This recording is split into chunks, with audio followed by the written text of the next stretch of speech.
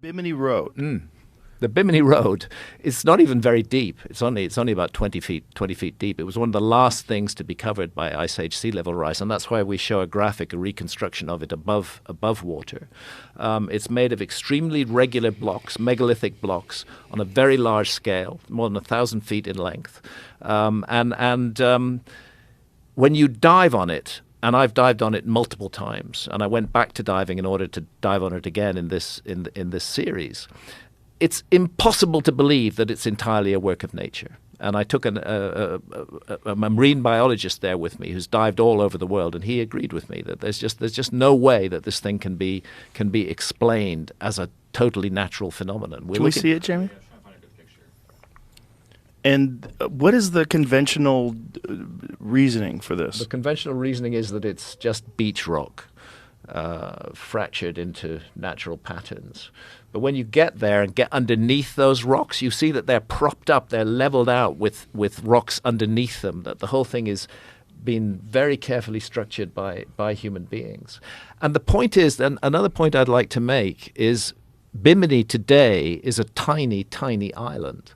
But Bimini during the Ice Age was part of an enormous island. The whole Grand Bahama Bank was above water, an enormous island. And weirdly, that island turns up on an ancient map. It turns up, that's not the Bimini Road. But that is on the left. That's the Bimini Road. You got the cursor on there. Yeah, those are shots of the Bimini Road. Yeah, it's hard to believe that these uniform stones occurred naturally. And yeah. How long is this? About 1,000 feet in length, and it's not just a straight line. It's got a J-shaped curve at one end of it as well.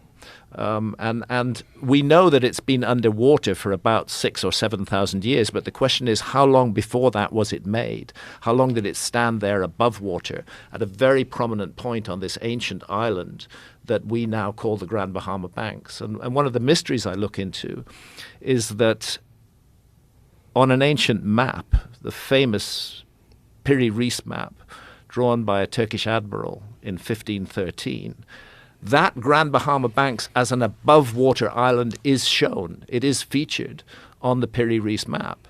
And what do you see running down it but an image of the Bimini Road above water? Now, how could Piri Reis, who drew his map in 1513, have known this?